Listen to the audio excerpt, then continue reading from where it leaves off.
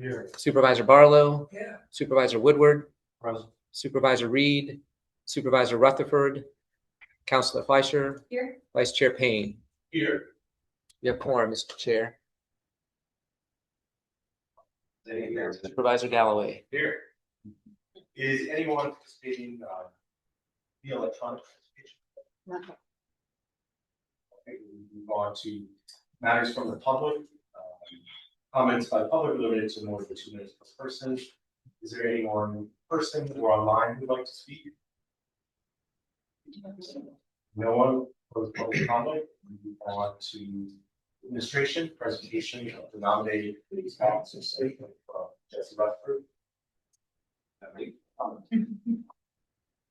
All right. So we have a nominating committee. We met. And I spoke to some folks about what the pathway for the slate's going to be. I have spoken with Mr. Payne. He's agreed to serve in the chair spot. I've spoken with Mr. Manning. He's agreed to serve in the vice chair role. Mr. Galloway, since he's local, has agreed to do treasurer. And Christine, I have not spoken to you yet to see if you'd be willing to continue to be secretary.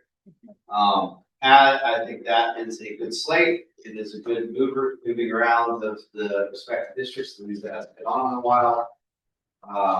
Charlottesville hasn't been on, I don't know, the entire time I've been here. So you will be breaking that route, so that's good, Mr. Payne. And beyond that, that is my suggestion for the slate. And is there motion, is that necessary for next month? That is necessary for next month. You present the slate this month, and then next month you guys will take action on the slate for the bylaws. Bylaws. Are there any questions or comments from the board? Thank you. Tommy thanked me for my service.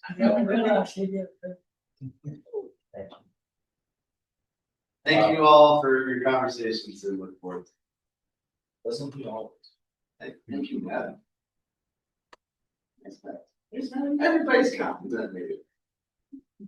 All right, well, if there are no further questions or comments, we can move on to presentation of the home annual action plan.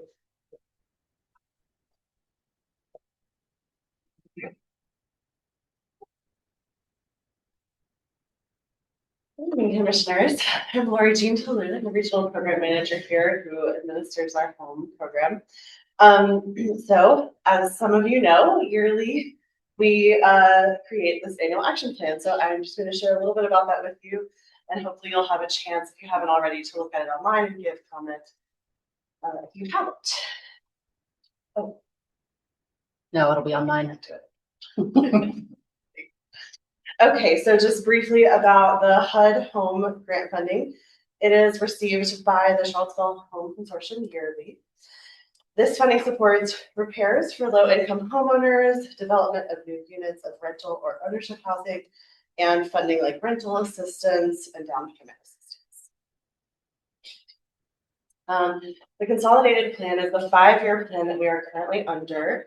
We developed that plan in 2023 through an extensive process, and all of the work that in this year's plan aligns with that 5-year. So when we developed that plan, we did a lot of research in the community and found that these are the most common housing problems. Cost burden, which means that people are paying over 30% of their income on housing and housing related costs. We found that there's a shortage of affordable rental units, and we'll notice that continues to be a priority by our localities. That there's a lot of substandard housing, the housing that is in disrepair that makes it unsafe to live in. So you'll see there's a lot of housing repair also that we are doing, and accessibility, the housing that can meet the needs of people who are disabled or who have recently become disabled. And a lot of our housing repair includes adding ramps and things like that to make it livable. So these are our 5-year goals to expand the affordable housing stock by developing rental units and homes for purchase, to preserve the existing supply of affordable housing by repairing housing, and to ensure that housing is accessible to people whose incomes don't naturally get served by the market. So that includes down payment assistance, rental assistance, and kind of everything that we do with this funding. So for this program year, this is what our localities have chosen to focus on. In the city, homebuyer units and homeowner repairs have been made the priority this year. In Nelson, they're doing a lot of different homeowner repairs, and they're also working on their rental units. Louisa, Fluvanna, and Greene are all focused on rental units, and Albemarle through AHIP is doing homeowner repairs. So might be hard to see up there, but hopefully you have it in your packet. The funding that we are expecting this year is $546 to be split amongst the 6 localities. So it's not a huge amount, but we're able to do a fair amount with it. 10% of that goes to TJPDC administration, 15% goes to the CHODO, and that's Albemarle this year on its rotation. And then the remainder is split evenly amongst the 6 localities. And just to review what a CHODO is, it is a community-based housing organization that provides some sort of development or housing services, and HUD has a lot of very specific requirements for someone to count as a CHODO. This year, like I said, Albemarle is receiving this specific funding, and AHIP is the recipient of that funding. So that means they're going to be able to do a little bit of additional housing repair in Albemarle than what they usually do. And then just finally, this is our timeline for this plan. Once updates are made based on public comment, when that period ends next week. And then once City Council approves, the plan will be submitted to HUD. Are there any questions? Yeah, no question. How do we measure how on track we are to achieving those goals? Yeah. So we also do an annual report. It's called a CAPER. It's a lot of lingo, I apologize. And that shows where we are in meeting the 5-year goals.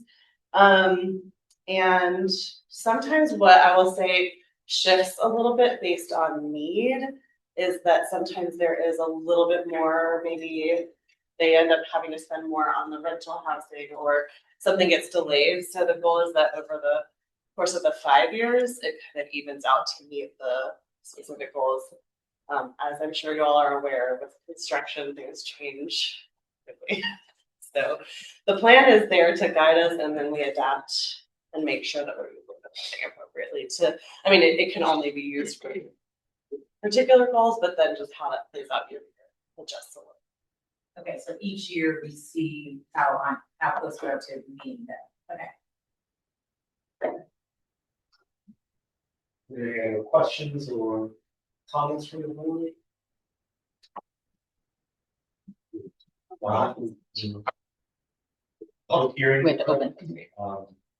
We'll open the public hearing for the home annual action plan. Is there anyone online or in person who would like to speak? Seeing none, I will close the public hearing.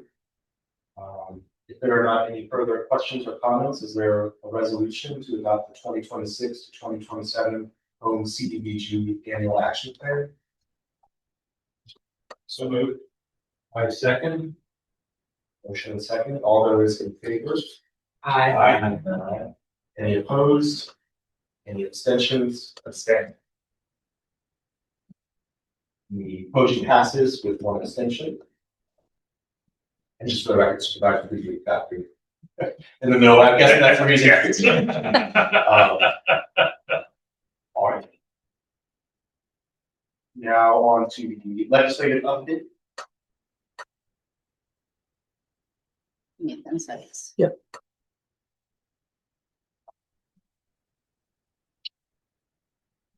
You can start talking. We'll just take a minute to share. So wanted to come back to you all as we usually do, host a General Assembly session to do just a very brief recap of the 2026 General Assembly session. This was the long session, which is the 60-day version, adjourned on March the 14th. And as I'm sure you're aware by now, you can go to the first slide. Down there? Okay. Without a budget, there were, so I'm just going to read that. I'll pull mine up.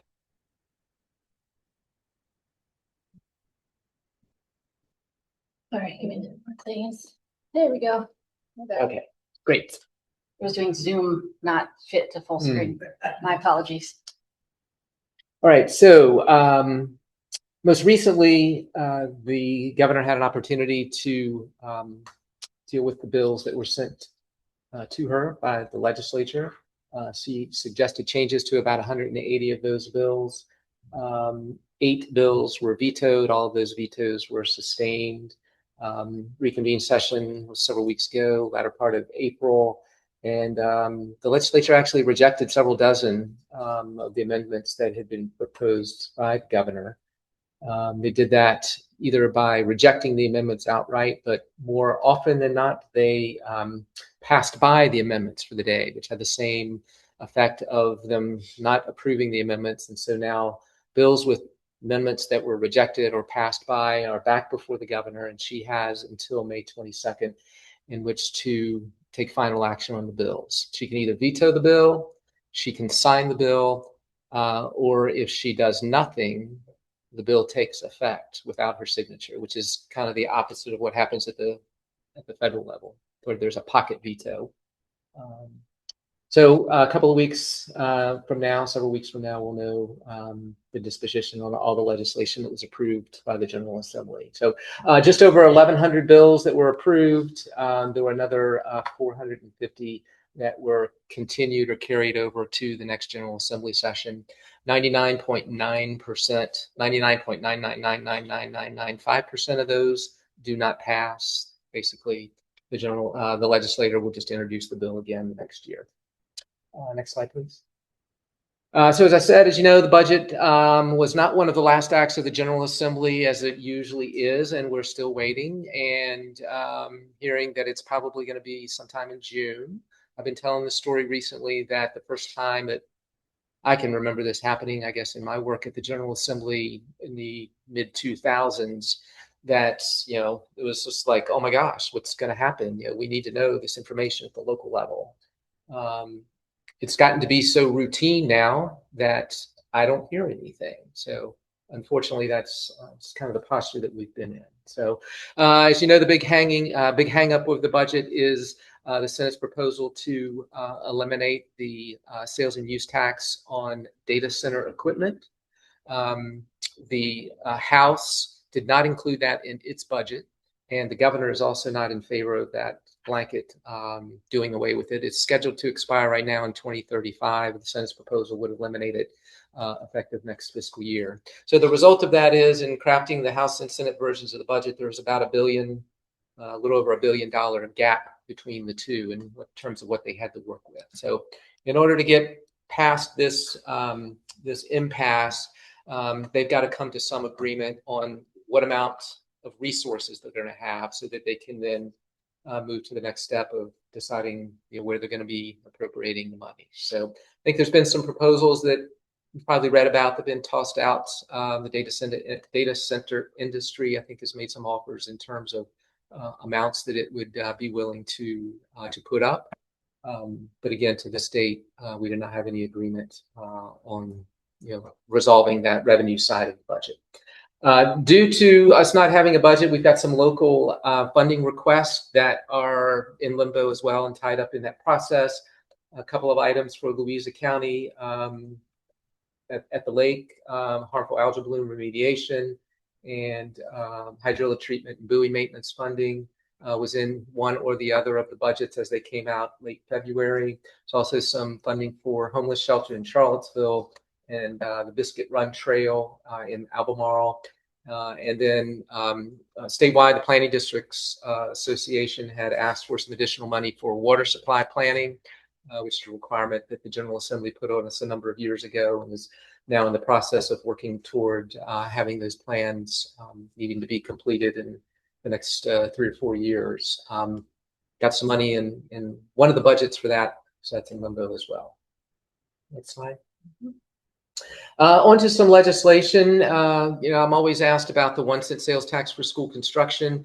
As you know, that bill passed the General Assembly each of the past 2 sessions in 24 and 25, was vetoed by the governor. This year, when we thought it would pass and get signed by the governor, there ended up not being a bill. Some differences between the bill that was moving through the last 2 years and got approval from the House and the Senate was not to the Senate's liking this year. They wanted to add some provisions that would have required a maintenance of effort, and also that you could not supplant you cannot supplant funds generated by the 1 cent for existing funding. And then they also put in a provision that you could not use it on existing debt service. So all those were contrary to what we've seen in the bills that had passed before. So conventional wisdom is, as we've been told, that there will be, if there's a budget sometime, that there will be provisions for local referenda for the 1 cent sales tax for school construction included in the budget. At this point, we don't know what language there might be, or a combination of what we've seen, in the past couple of years and this year. The thing that really stood out to me this past year was, and we saw some of it the previous year too, was the number of bills that would restrict local authority. There were a lot of, shall be deemed to be approved, shall be required to, particularly in the land use area, that had been stopped in the past, but a number of them were successful this year. It's listed there, some of those bills in the 4th bullet: accessory dwelling units, battery storage legislation, faith in housing. There's also the collective bargaining bills, which would shift from local option for collective bargaining that localities, I guess, have had since the 2020 legislation passed, to be a requirement for collective bargaining in the localities. The way the General Assembly approved the bill, it would not have taken effect until after their next election in 2028. The governor proposed amendments that would have made it not effective until after she's out of office in 2030. So those amendments, as I said previously, those were among the amendments that were passed by. So that is that's another bill that's back before the governor for her to act on by May 22nd. So hopefully by the end of the month, I'll have a more in-depth summary of all the legislation that passed of interest to the local governments. Is the marijuana recreational facility, is that dead now, or is that? That's another one that went back to her for her action. Yeah. So don't know.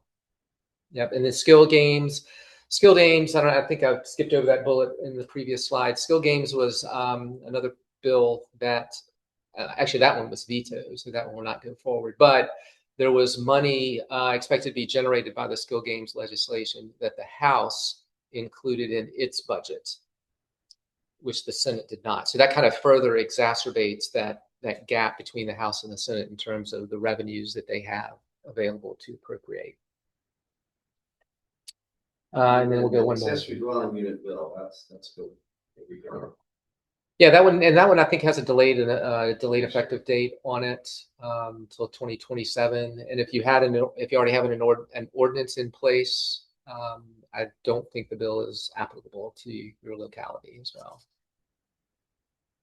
And then just a quick look ahead, just throwing out some of the issues that expected to be discussed or undertaken this coming year. Of course, the budget, in the next couple of months, and then what the legislature and their money committee staffs, they watch the economy pretty closely, kind of independently of the administration, the Secretary of Finance. So they're certainly going to be watching that, as they always do in the coming months. JLARC, Joint Legislative Audit and Review Commission, had its first meeting of the year several weeks ago. Actually, I guess that was just last week. They usually in the first meeting of the year lay out their work plan. Couple of things pointed out there that they're going to be taking a look at.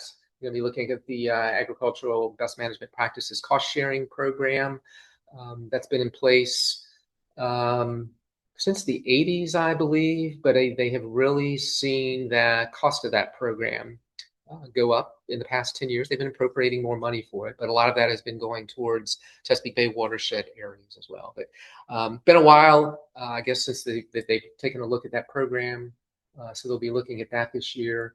I put in the creation of the Secretariat of Rural Affairs because I think it's interesting that they would look, at elevating rural needs to the secretariat level. That's actually a study that JLARC's actually going to do in 2027 as opposed to this coming year.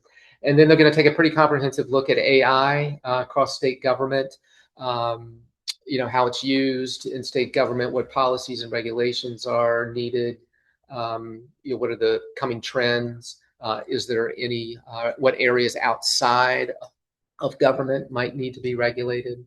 So I think that'll be an interesting study when they report on that in the fall.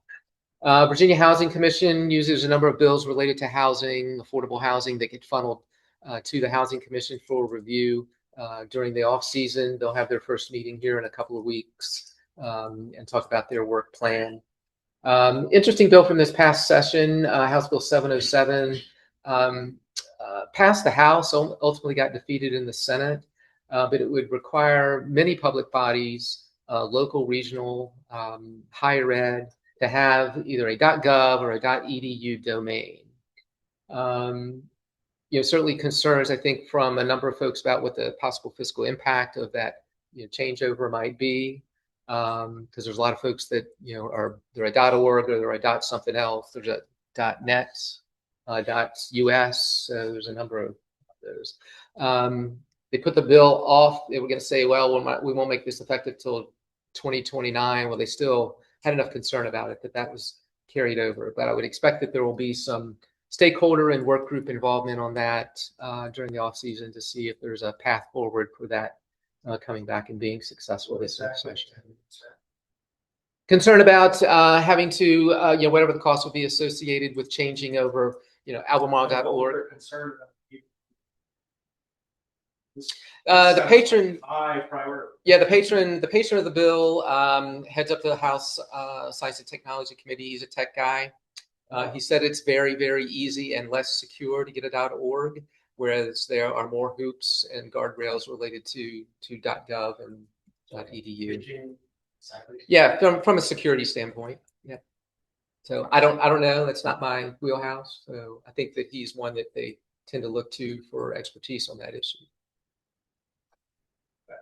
Yeah, it was fascinating. We were not expecting that bill, so it was fascinating. Did they talk about transportation funding? What else? Yeah, we're still gonna have to money. That was not included. Oh, wow. That was what we were trying to work on the House side was not included.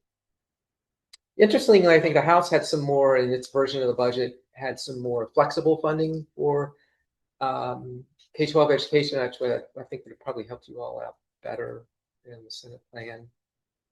So but we will see. I mean, it's really all going to depend on where they land with the revenues.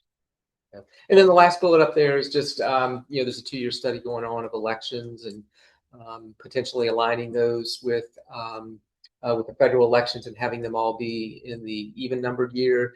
Last year was kind of an information gathering year, and I think this year that study committee is going to really look at what they might want to try to put forward if there's agreement. I think that is it. I'm glad to take any other questions. On land use, you mentioned several other things that went through. I remember, at least on the trail, the governor really, I thought, her and her policy team bent over backwards to say as little as possible in their housing agenda. And we're very consciously, I think, taking cues that they could from Vago. And so I'm a little surprised to see how easily, specifically the ADU one. I feel like housing is a slight enough touch that I expected to is county and Vago influence and blanking on the municipal is it on the wane? Is there some kind of disconnect in the governor's office? I would be just surprised by the things that are going through. Yeah. Couple of responses that I would make. I think that, just kind of overall with, again, some of the things we saw last year and this year, getting, more restrictive type policies that were put into law being passed. I think the state has moved towards implementing more restrictive policy on localities. Whether that's because of inaction they see, action that they don't like, mishmash of action. But I think they're looking at trying to, not being, deferring to local authority and local control like they had in the past. On your second point, I think in terms of influence, I think depending on which legislator you ask, they might give you a different answer in terms of the influence. But I think there are also some of them, I think, back to my first point, growing weary of local governments. As they have said, this is not me, just saying no. And, what can you do to get to yes? And so, when you're put into a posture like that, it makes it difficult to have conversations. So, quite frankly, with the, there was a backstop, if you want to use that word, with the governor, the past 4 years, with some of the things that passed the General Assembly. This governor was the one previous 4 years vetoed more legislation than any governor has probably in history. So, that backstop was not there anymore. Separate topic. I know there's a few pieces of specific thing about the collective bargaining piece that the legislature turned around fairly quickly and rejected the amendments with every vote they had. Are there any pieces that the governor has proposed amendments that feel like pending vetoes that we're seeing a similar kind of linking of arms, or is that stand out? Collective bargaining, I think, there continues to be, a number of things in the media and some editorials that you are seeing urging, that there be a veto of that. Somebody told me last week, and my jaw that hit the floor, that the unions were going to ask for it to be vetoed, which, half a loaf better than none. But I don't know if that's true or not. So, yeah, I think there's going to be some tough decisions for the governor. I think collective bargaining is probably at the top of the list. I think the paid sick leave bill got sent back as well. So there's some pretty high profile issues that are going to be tough for her. You don't see it a lot. The not signing a bill or vetoing a bill and allowing it to take effect. You can if something is allowed to take effect in that manner, then the governor hasn't endorsed it, and so maybe can save some political face in that. Yeah, I think it's going to be really interesting to see how she deals with some of these very high-profile bills. Questions or comments? Good job, David. Got to see him at work multiple times. We tried. Well, that's because you were down there with me. This is true. Thank you very much. Jesse, what was your big thing that you were hustling? Manufactured housing allowed in all residential districts. I know. The ADU is like a good side hustle that I would do. I'm sure many of them use across the state. I think there's a twofer with that. We did roll out a product line. But thank you for the update and as well as all the work sessional and still work going on. Moving on to the consent agenda. Are there any amendments to? Mr. Chair, I move we approve the consent agenda as presented. A second. Seconded. All those in favor? Aye. Aye. Any opposed? Any abstentions? Unanimously. Moving on to new business, the Safe Streets and Roads for All grant application. Thank you. Good evening, Commissioners. We wanted to let you know that the U.S. Department of Transportation released a notice of funding opportunity for the Safe Streets and Roads for All program. This is the same program that we received funding for that completed our Comprehensive Safety Action Plan, which is Move Safely Blue Ridge.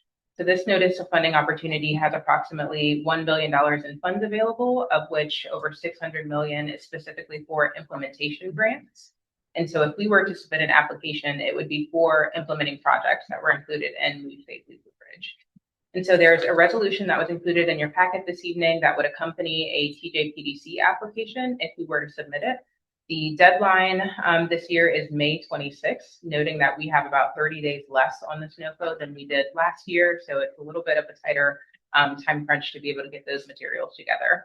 But we have been working with the staff members at all of the local jurisdictions to identify interest in who would be interested in pursuing an application this round, and with TJPDC being the lead applicant.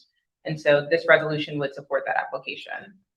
So far, we have gotten interest from Greene County, so we've been working with your staff, and there is a resolution of support going before your board next week. And so that's really exciting.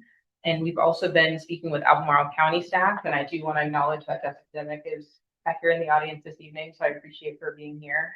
So we've been speaking with those two localities together. We have connected with Nelson County and Fluvanna County, who have both indicated that they would not pursue this round for Safe Streets and Roads for All. And we are still waiting to hear just a final word from Louisa County. So that's an update on where we've been with those discussions. Happy to take any questions. So motion. Resolution. Action. Back. Yeah, Mr. Chair, I move we approve the resolution as presented. Second. Motion been approved and seconded. All those in favor? Aye. Aye. Any opposed? Any abstentions? Resolution passes unanimously. Moving on. Mr. Chair. Yes. Tara, I've got a question about Louisa. And I know I've got this mixed up before on different projects, grants, but I thought the Safe Roads was the one that y'all came and presented to the board Yes. sometime back in 25. And then I was thinking that last fall or early this year, we voted to participate. Is that not correct? So last year we did come and present the plan to all of the local jurisdictions for adoption. And so you are remembering correctly that you all did adopt that plan. We have not been back since for a presentation on any of these other application So opportunities. that means that we will not be included in this grant, or we just passed. Is that right? We have not heard indication yet from Louisa County staff.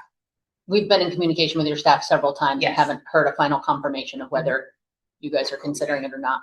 We'll see if we can get that straightened out tomorrow. Does that just require staff action, not like board action? So if there is a 20% local match requirement for Safe Streets and Roads for All, so we do have a resolution on Greene County's agenda for that reason. So if there were funds that were going to be committed, that would need to go onto a board agenda. Thank you. Yes. Well, it was also confusing at one point where it seemed like you couldn't collaborate, and then that switched to this new one, right? Where you could do it region.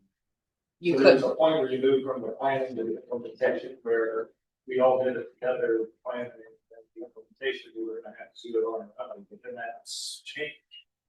Am I just remembering well, correctly? we did some research and found that there were other awarded multi-jurisdictional applications. And so reaching out to USDOT, they confirmed that we were eligible to submit on behalf of participating jurisdictions.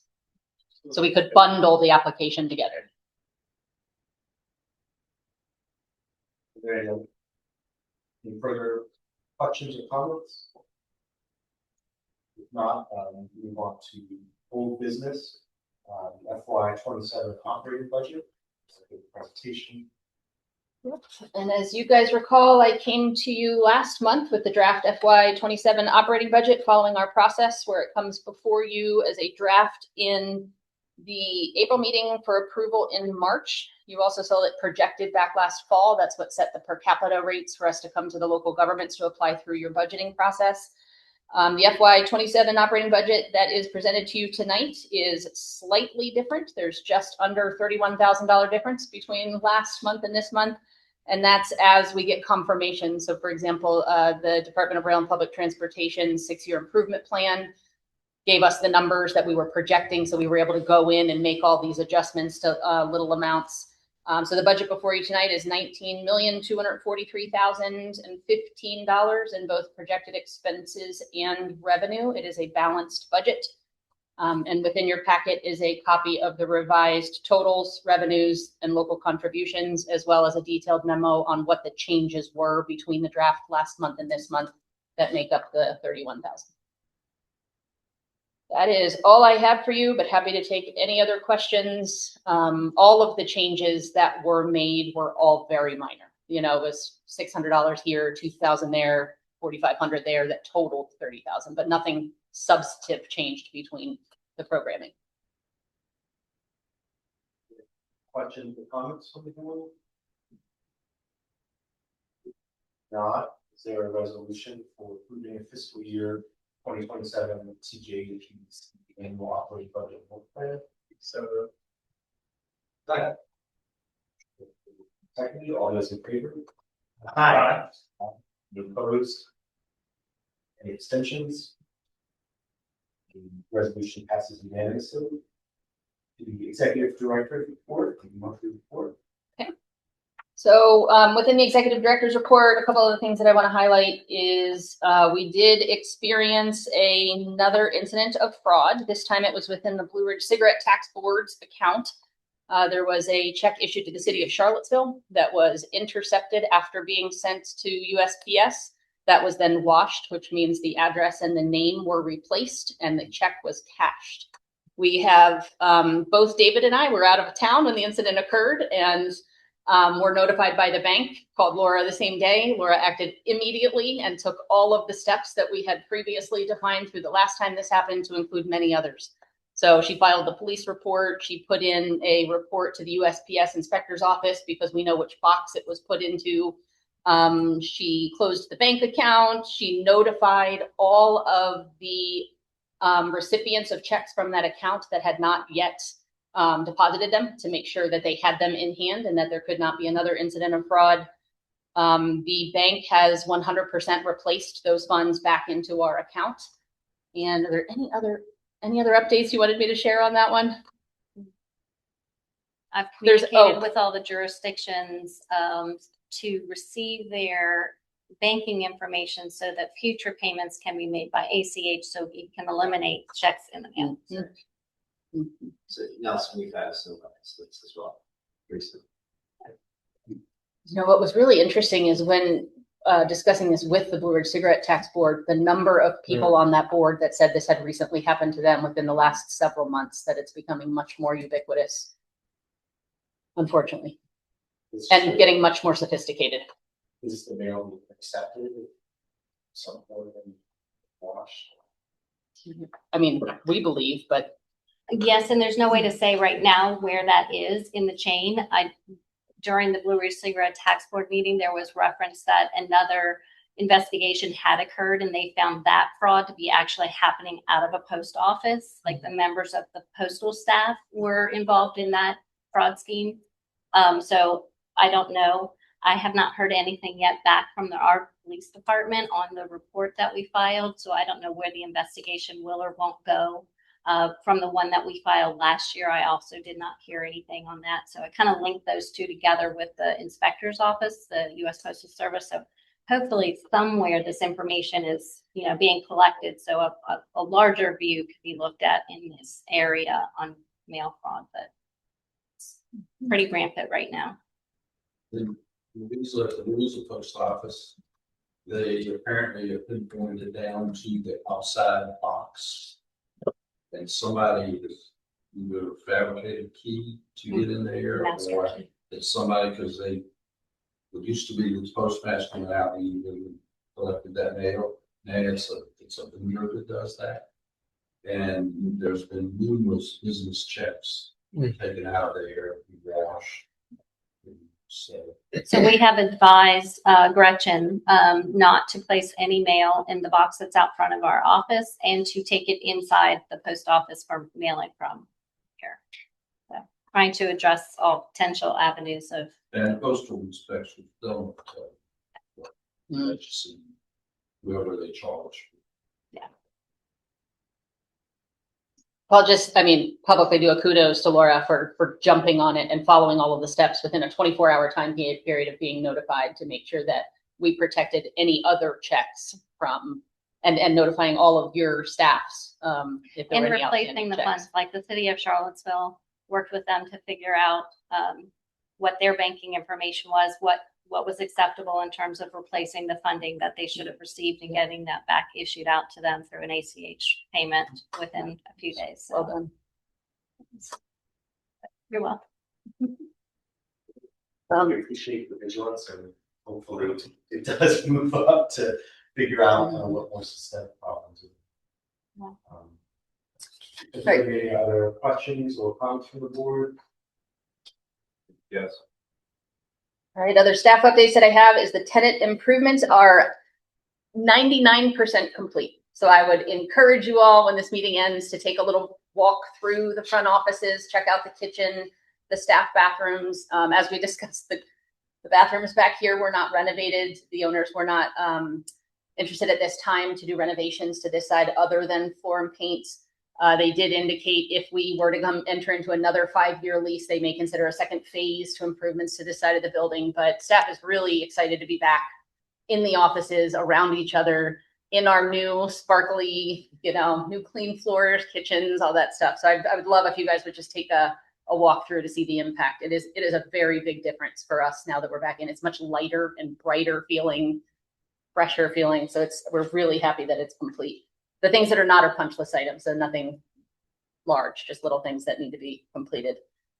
As far as the staff vacancy for what was called the Chief Operating Officer Program Director role has now been retitled to Director of Regional Planning and Operations, putting a little bit more emphasis on the planning side than the operations side.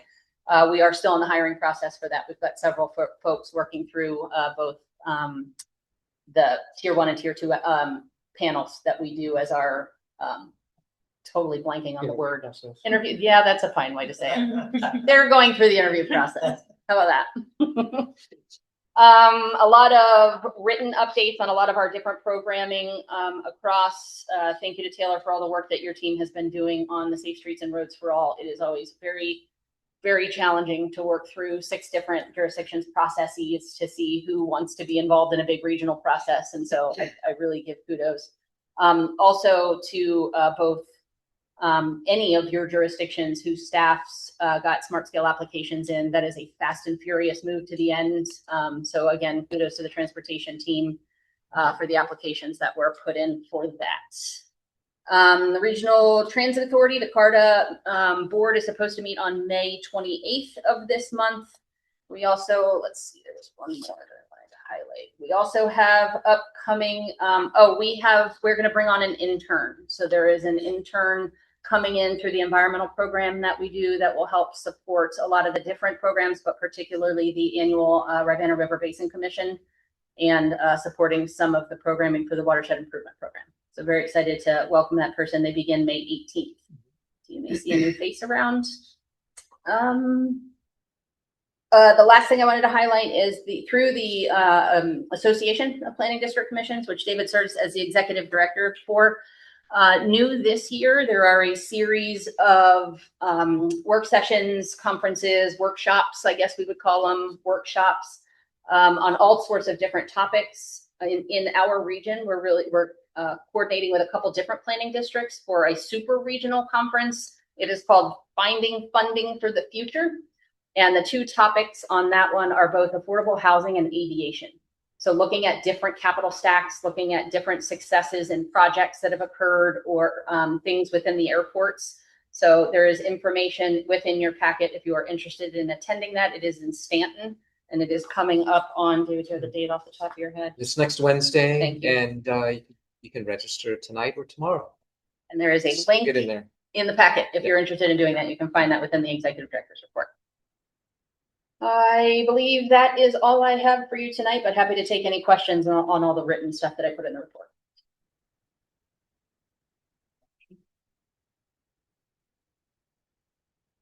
Thank you. On the roundtable discussion, go around, starting with Russell County. Still in the middle of our zoning. That's gonna take a while. Should have that wrapped up here. I don't know, maybe next year. Yes. We have taken a pretty serious consideration in maps. still fighting over the 6 acre minimum stuff. On agriculture zoning, big debate. I think accessory dwelling units is gonna be a positive for Nelson County, really, really do. Other than that, budget, we wrapped up, so our real estate tax rate being at 56 cents. Here's Louisa, y'all still don't pay taxes, right? And you know, there's always so much controversy to have. School, but oh, yes, this is a big deal. I think as of tonight, homeschoolers will be allowed to play middle school sports. You all should consider that. There's a big ban. BHSL bans them in high school sports, but does not ban them for middle school sports. So Nelson County will be allowing, because we have several private schools nearby around there, but we have our homeschool population has grown astronomically. So some of these institutes say, hey, you know, a lot of homeschool kids end up going to high school. So maybe this could help expedite and hopefully increase our average daily ship file. The team is one Nelson, and we want to make that a real thing. So other than that, of course, middle school sports. The draft zoning council, US is highest intensity use free city. Alright, that's good. We haven't even finalized cluster housing. I mean, it's hard enough to convince people that complexes should exist. I just said, have a 4-bedroom houses. But I think when it comes to geographically, it's definitely going to be Livingston South. We've opened up the map. We put some overlays on there. You're going to be allowed to do a lot of stuff. That's a show. So, yeah. Yeah. Louisa County. You never saw them. You need to get credit for the tax growth. Well, we did, drop the personal property tax, 15%, I think, from 238 to 207. Which we got a little applause for that. We playing power lines, so and a little credit for that. You know, down some, we still put some different, some of that, but you know, some of those I've been attended one today. They're rolling along, so hopefully the revenue is not really equivalent.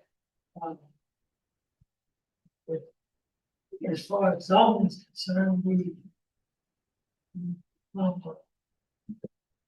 think the third fastest growing county in the state. Next year, I can give back third again. So we're looking at ways to slow that down.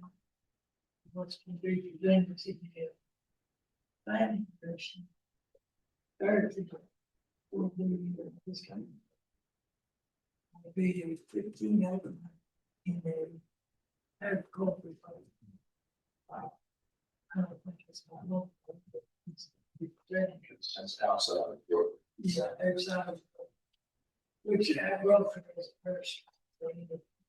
Two towns which don't have it there. The other growth areas are at the entrance. And then reduce those and make it out of growth areas. Most of the big towns are good. But they're going to change the pretty substantially. So there will be a lot of heated debates for I said we're trying to close it this budget season. Hopefully we'll be good. So, we'll have to think about the budget again to do that. Do y'all have, substantial areas of greenfield still in any area of growth areas? We do.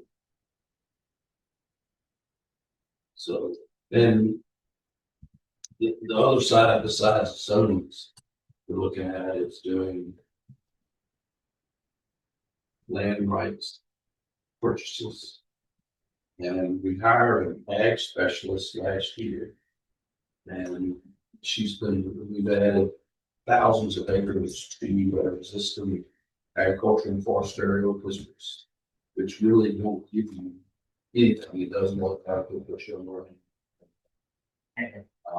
But she 21 acres added to it in the last 8 or 9 months.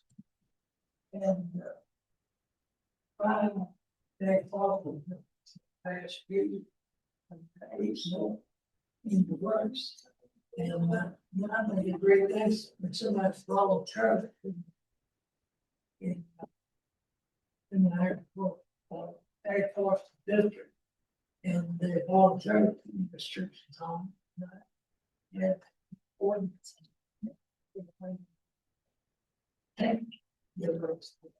So, no other thing, at the last meeting, each year for the last 5, we increased the tax relief for the elderly district. I'll take the best thing I can. Raise that threshold to $55,050, and the tax relief is up to $3,000. Right? Some other fixed income.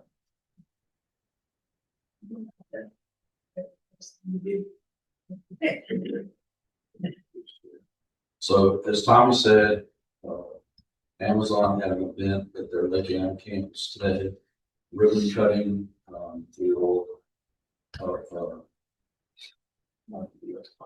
it's like an admin building, but it's a lot.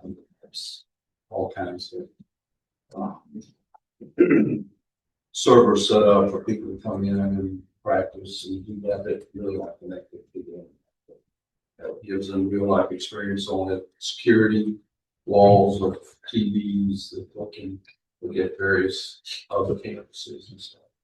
Anyway, in St. Anne, that their first data center building did go in operation, and they do it in phases in the building, so it's not all servers come on at one time. It's done. I don't know how many sections they're split into, but anyway, so it's fully operational. That went in service late October. So we'll get a tax money for their service for 25.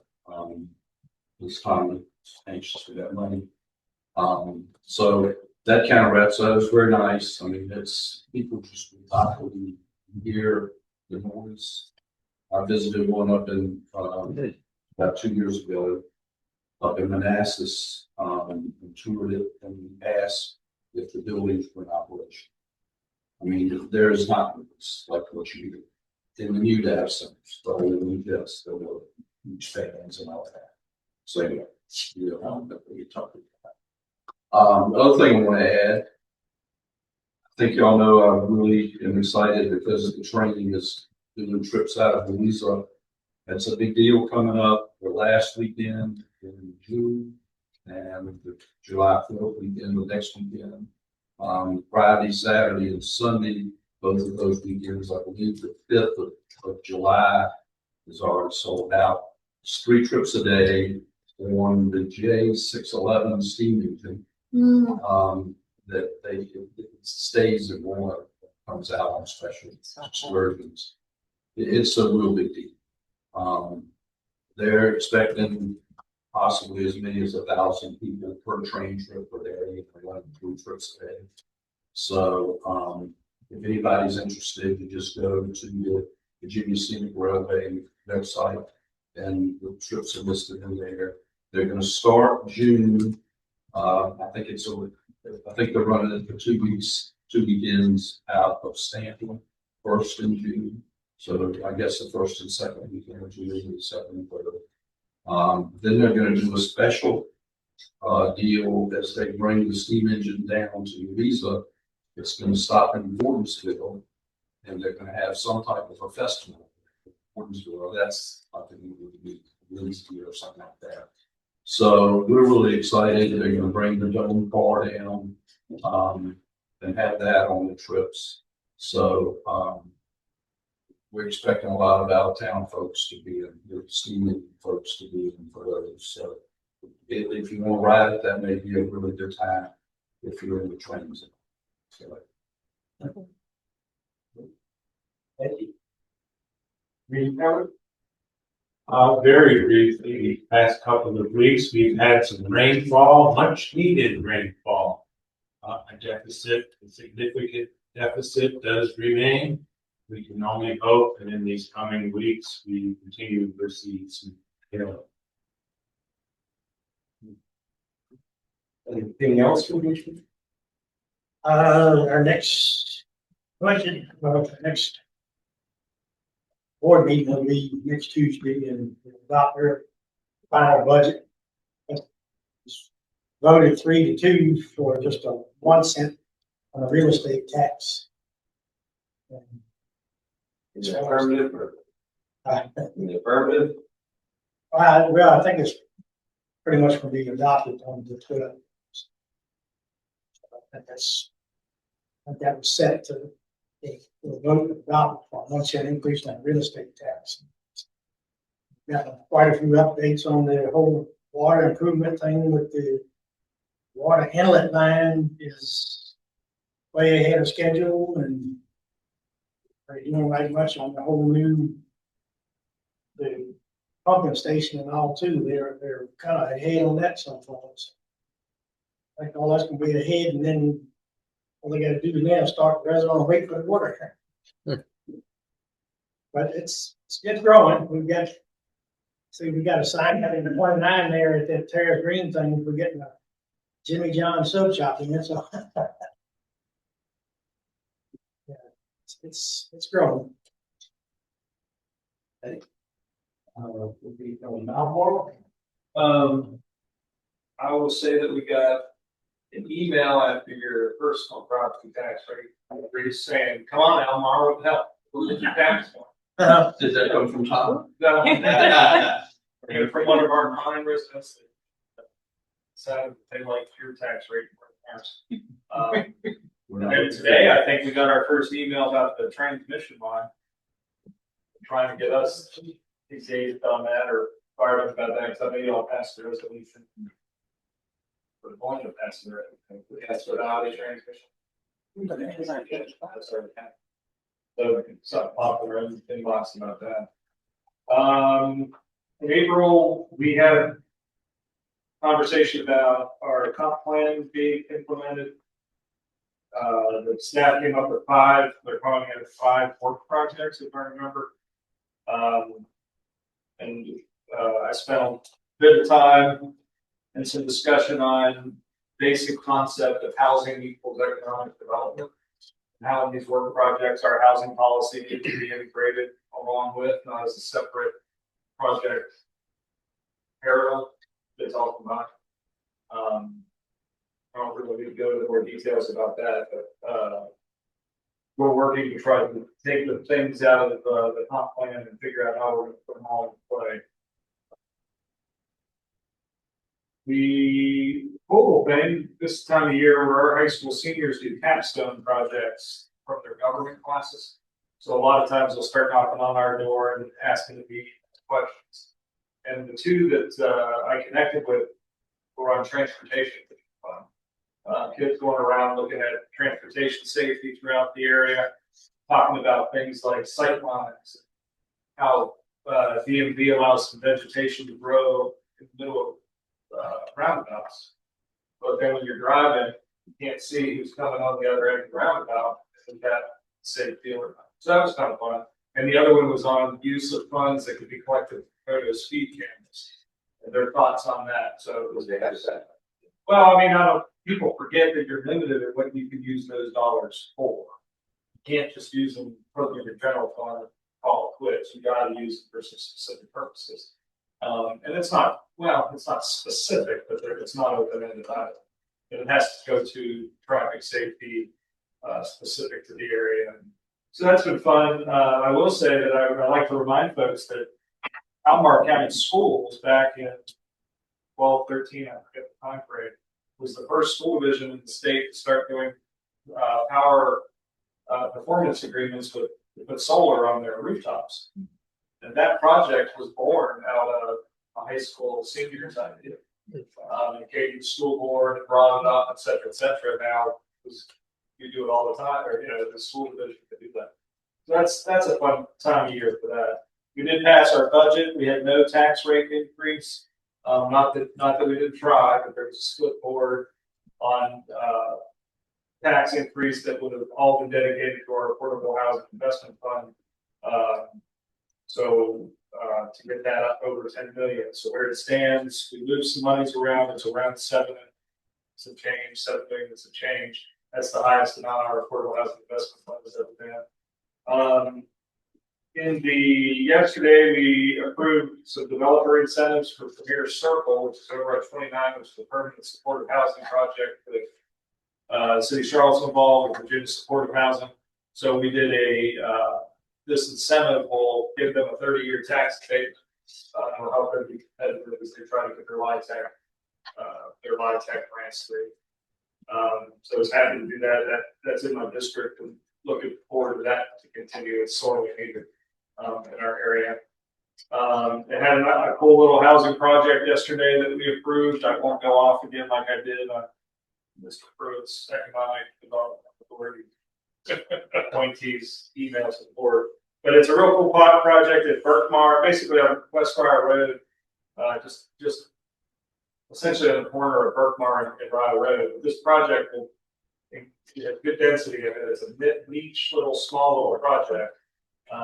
But the cool part, they're meeting our affordable housing parameter, 20% of the units and 60% AMI.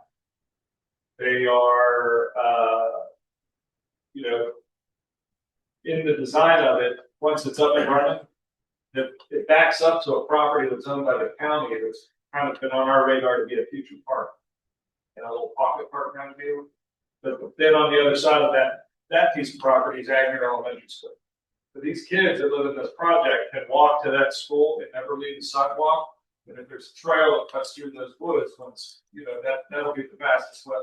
So they have access to the school. They can walk down to Berkmar, go across the street, and go to Kroger. It's very unusual sometimes with all the housing projects in Albemarle. Everybody seems to think when they're fighting for the rezonings and the high density that, well, this is the perfect place because they have access to and they can easily get to, and there's transit lines and all that. Well, this is one that truly meets all of that. There's a library across Rio. They can walk to Kroger. They can walk, if they're employed in the area, they'd be able to walk to it. And there's actual pedestrian infrastructure at play. But for the kids, to be able to walk to school and never come in conflict with a car, that's a hard thing to figure out in Albemarle. So I'm happy that project's online. I'm excited. And there's others along Berkmar doing the same thing. It's just fun to see some of that happening. And it's part of our small area plan. So the old school NIMBY folks on projects like this, like 8 years ago when I was first on the board, there probably would have been people out, protesting, trying to not, convince us not to do this. But the mindsets have really changed with these kind of projects, I think, in the development area. At least I've seen it in my district, that folks understand why we're doing it. And why we're allowing all the density. They're not thrilled about it in some cases. But they at least understand what the point is and why we're trying to do it. And then the last thing I'll point out, just new, it was in Christina's report, but at the Regional Housing Partnership, come July 1, there will be some new leadership. Kim Highland has been said, the executive committee was nominated. She's been nominated to be the new chair. And then Shayla Washington, who is the current executive director of the Blue Ridge Area Coalition for Homeless, is going to be vice chair. That chair and vice chair role has either been me or Keith Smith over the since its inception. But Kim works, I know, with y'all at Louisa and Fluvanna. So she's been real engaged and got great ideas. So excited to have her take over as chair of the regional housing partnership, presuming of course the full partnership votes him in, but that's fine. Yeah. Anything else, Robert? The only thing I would add is just a little bit of what I think is some extra context. I think Ford's got to talk about more depth coming up. The two different projects that we heard about that yesterday that Ned mentioned, the developer incentive to the supportive housing up in his district, and also the project by the elementary school. The first one is the first developer incentive that we have given. We adopted the policy 2 years ago, and it was to a nonprofit in the area. And the second one is the first project that has fully complied with our new inclusionary zoning standards since we implemented them 2 years ago. Which also means it would have been eligible for the developer incentive, and they didn't apply to it at the same time. They were doing it on the back. So I think it was an interesting day because we saw lessons learned for kind of the same suite of policies coming from two different directions that showed it like truly a policy only just starting to catch 2 years into it, and also still not working as we would hope or expect, right? Because you still have the pistons in sit, right? You would ideally expect that the for-profit development would be making use of the developer incentives while they're getting their zoning set up, because that's all part and necessary of each other. And they didn't. They actually don't know. They have their zoning approval. They don't know yet if it will pencil out. They don't have their development. Is the developer incentive through economic development authority essentially a tax increment financer? It is like a tax increment finance, but I don't think we need to go through the it's a rebate, basically. We legally have to call a rebate. They pay their tax bill to the maximum 30 years to the whole property to help them move the meeting. And I should remember, but does your inclusionary zoning, is it have an opinion of the option, or is it only on site? It does, but the payment in lieu valuation is not clarified. Well, I just don't think we have policy for it. So like a developer would be kind of sua sponte, say, this is what we would value that. How do you feel about that? This is something that we have brought up, and I know housing staff is working on, but housing staff that works on policy is all one person, and we ask a lot of different things of it. I think developers know that we are fine with maxing out density right now. So the old payment in lieu is kind of a way that, so they're happy, and they know if the better it looks affordable housing, the more likely that they're going to get this for several people. So they just bring it forward and try to max it out and make it big. It's interesting. Charlottesville is 10%, 60% ANI, and everything else 20%, 60% ANI. Just give them that reputation, Charlottesville. Yes. I'll leave it there. But thank you. All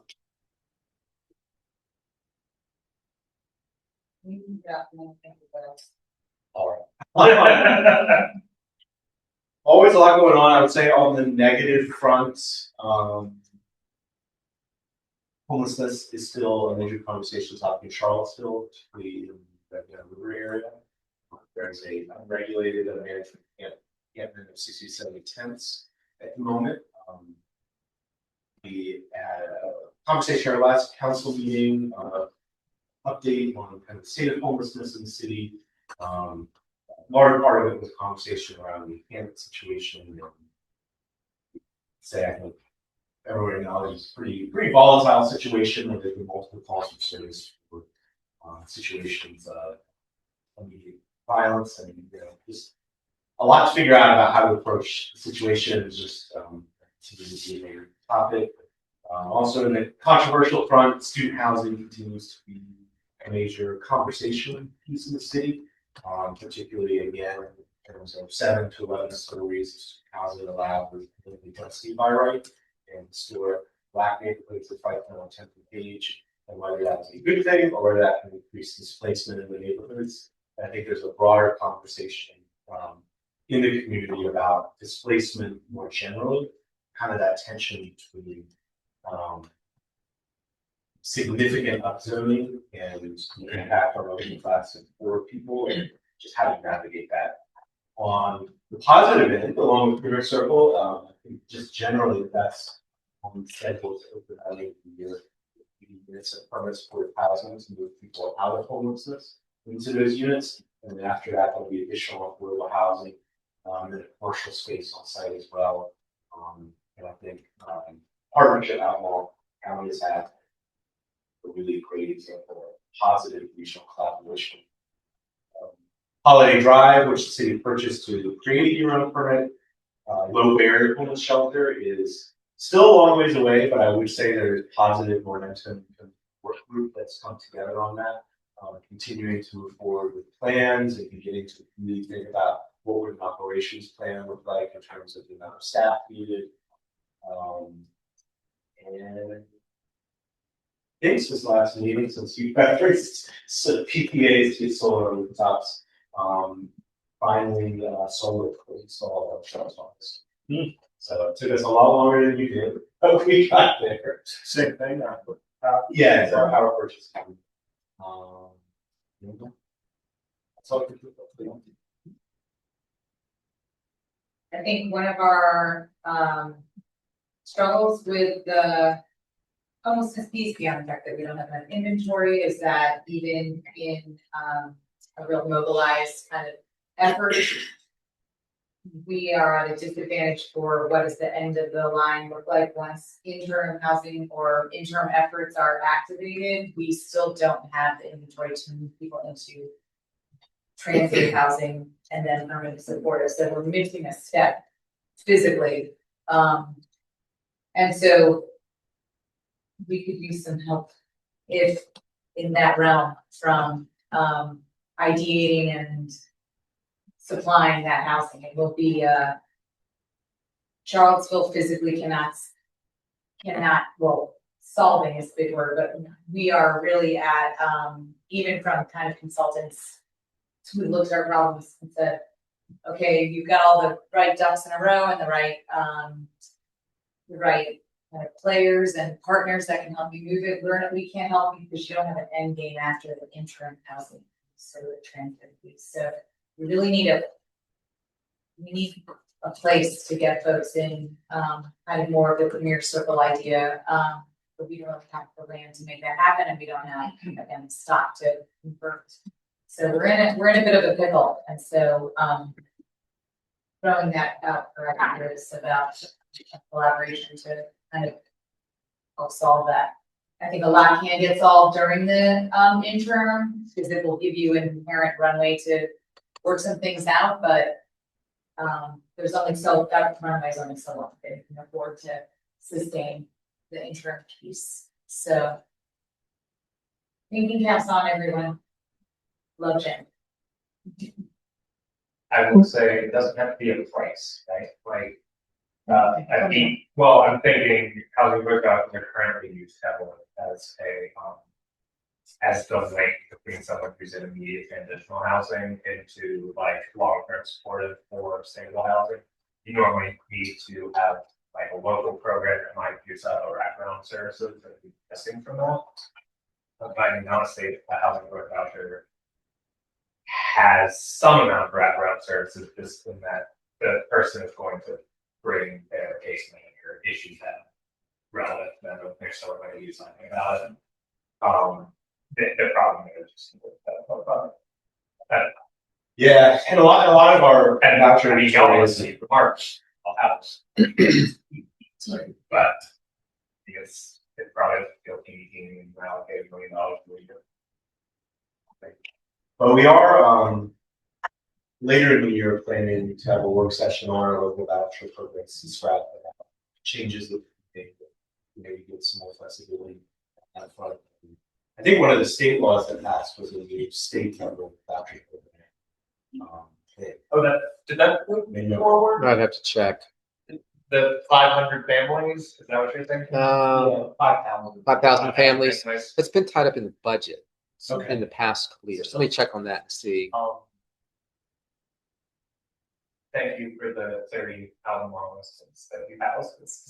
By the way. I'm gonna ask a question that like simultaneously sounds smart, but also creates a lot of ignorance here. On the student housing gentrification. And I know you don't want to vote on one side of this. I remember sitting in on the big planning commission flume discussion 5 years ago. And I felt like I thought y'all's zoning code and comprehensive plan specifically tried to dispose of this problem, right? Like it's blue on the map of like, I think it calls it census, but it means like historically low-income Black communities that have specific overlays to try and prevent this. And there was even a lot of arguing over specific like street intersections and how far to extend. I didn't know any of these streets, but I remember listening to people talking about it. Why did that not dispose of the problem? We missed 2 parcels. When I would argue is a significant amount more than 2. Just a very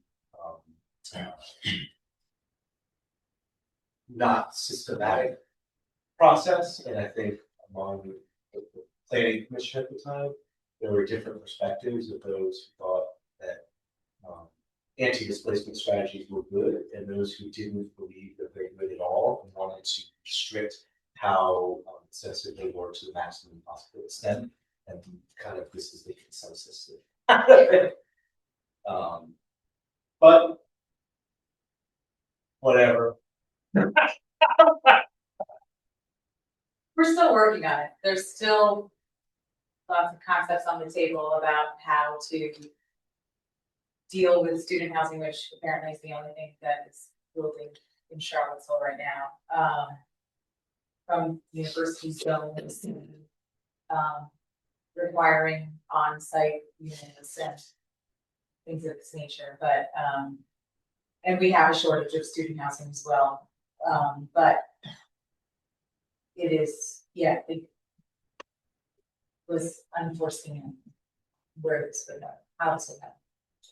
And I'll just end by saying I think the data training and research that facilitated through TJPDC and Regional Housing Partnership, I think would be an interesting opportunity that the city could leverage to really research the impacts of student housing, because it's such a unique housing type that is understudied. I think like we're a really interesting case study about whether broader communities of 5 that was it. It is remarkable. I'll just add on to that data comment, how little data exists about the impact of student housing on communities at large. It really focuses on, or a lot of it focuses on how it affects other student housing and neighborhoods directly within student zones, how that it opens up more housing for residents in those zones as students move into this kind of product. But it doesn't really scale out beyond those university blocks very much when you look at it. So we're trying to kind of capture more information about that as we get further away to see what's that impact. Even on like the private side, the finance side, it's surprisingly underdeveloped. Like I'm so used to finance and the private sector having more data than we do in government. They have incentives. But I was talking to so many people who were complaining about how few loan products there are for this type of housing, how little they normally are used to using form pro formas for everything, right? Just drag and drop things, and there's not templates for these kinds of developments. Sorry, going on. No. Well, I thought we were going there, so I just wanted to get. well, if there's not anything else, sure. At the meeting, Don't. It is, I don't know.